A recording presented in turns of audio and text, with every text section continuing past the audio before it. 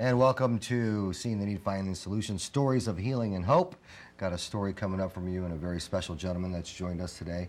Laura, Impact Suicide Prevention, you got some things coming up. What's going on here in the Valley? We do. We are an official charity of the P.F. Chang's Marathon on January 15th. So we are running to save a life. That's our team, Run to Save a Life.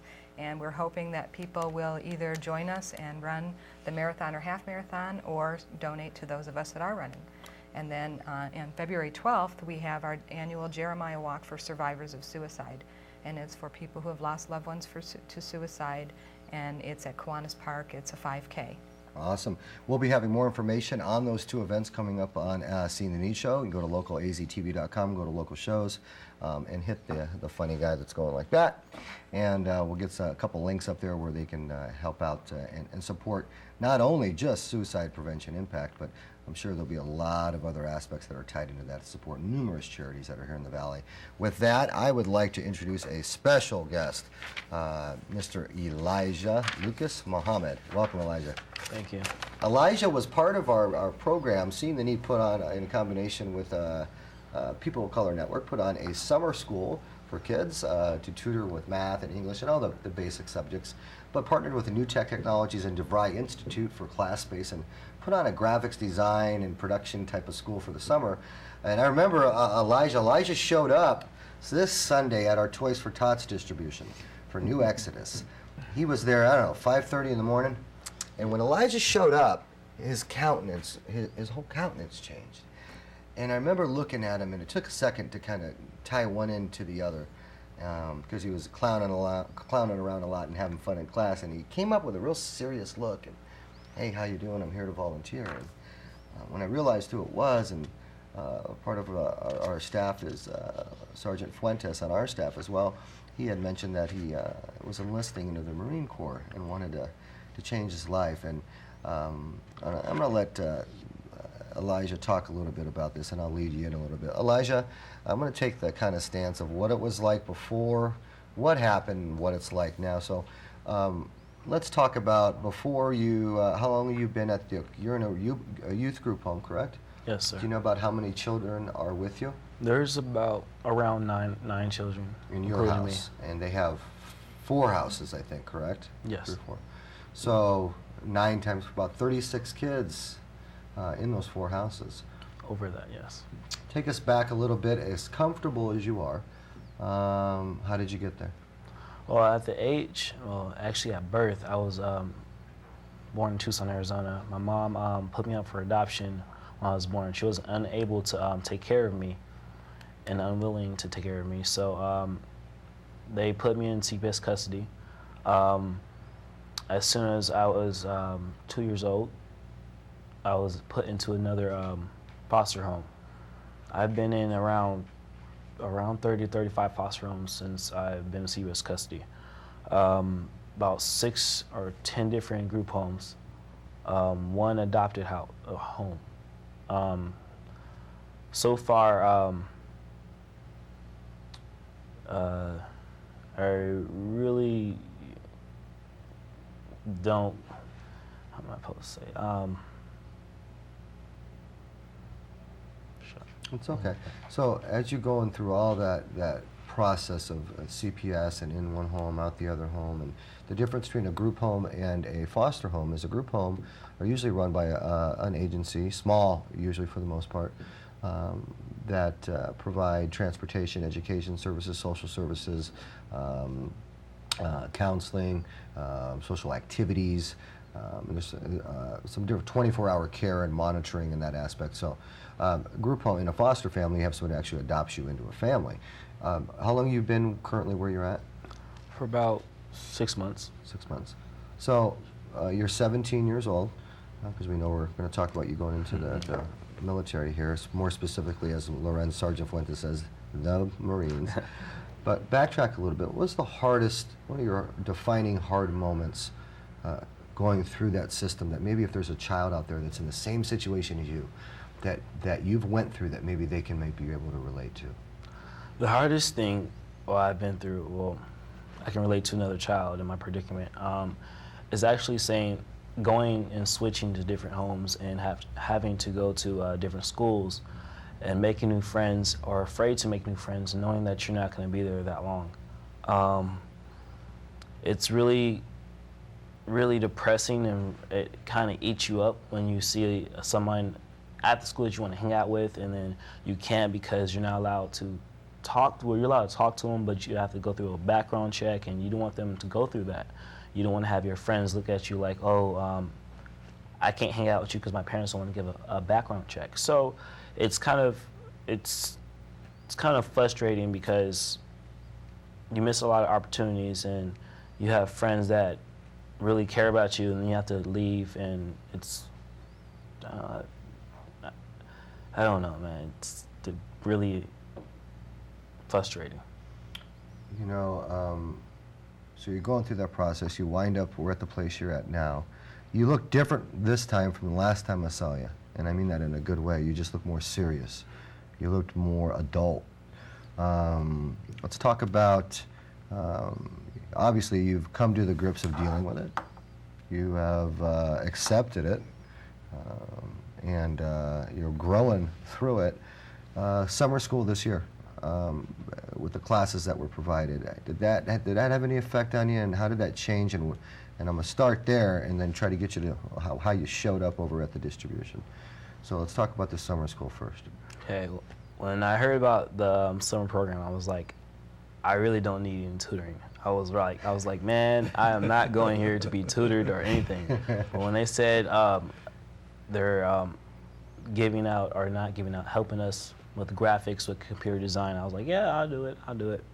So when I got there, I was like, there's a whole bunch of kids, little kids. I was like, am I in the wrong spot? Am I like seriously in the wrong spot? There's kids there from ages from I think it was 5 or 6 all the way up to my age, about 17. At the time I was tutoring the kids, one of the staff, the helper volunteers, asked me to tutor the kids to help them out because really I was ahead of most of the kids. And there was an individual, little kid like 7 years old. He was incapable. He didn't know how to do his multiplication. He didn't know how to read or addition or anything. So for the last 2 months we were there, or I think a month we were there, I helped him out do his multiplication, his additions, and by the time we were done, he couldn't even when we first started, he couldn't even do his 1s or 2s. When we were done, he was able to do his all the way up to 10s and 11s and 12s in the multiplication.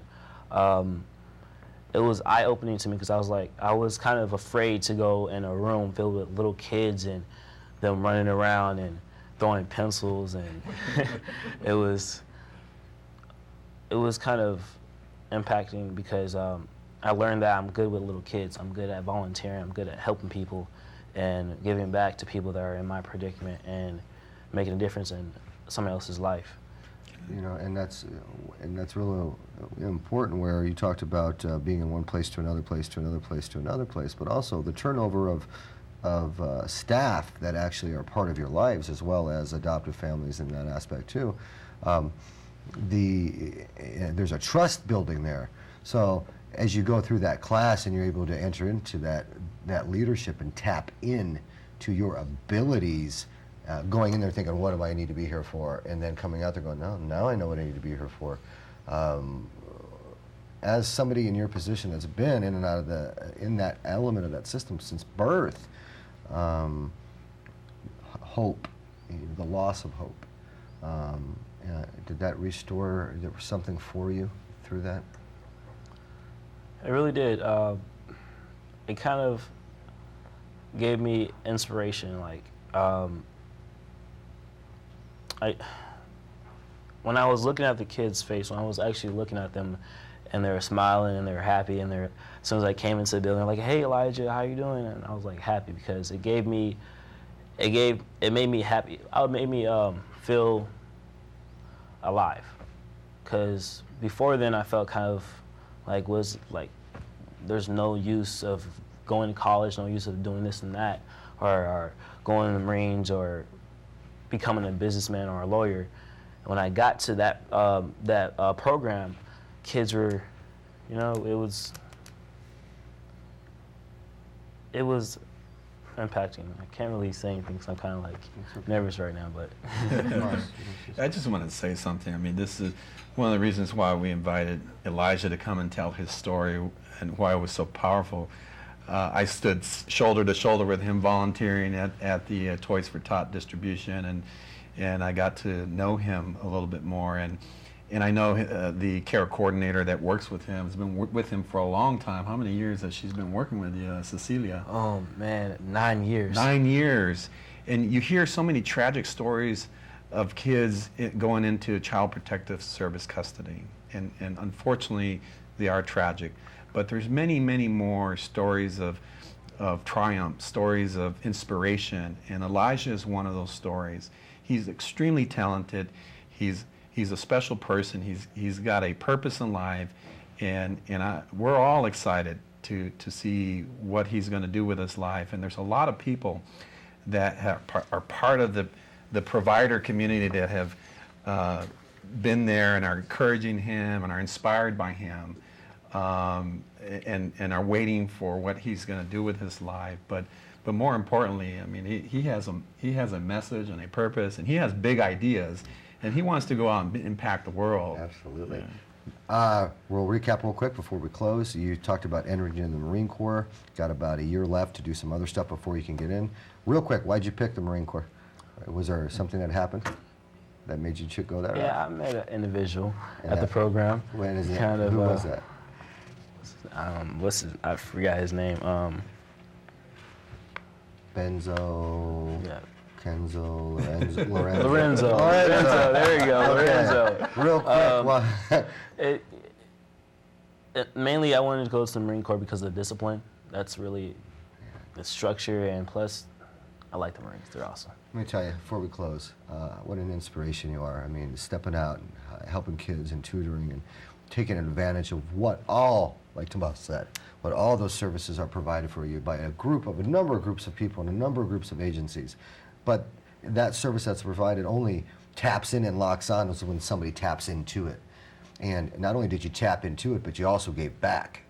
And I just want to say from the bottom of my heart, coming from where you come from, you're a miracle, and that's amazing for you to be sitting here and sitting there in such stature to be able to go to that next level. And just an honor and a privilege to even actually have you sitting here as well. With you, and excited to bring you back in your civvies once you get a break after you join. This is Phil McIlveen. This is Mr. Tomas Leon, and this is Laura Larson-Huffaker from Impact Suicide Prevention Centers. This is seeing the need, and they're finding the solution, and he's putting it to action. And thank you, and we'll be back.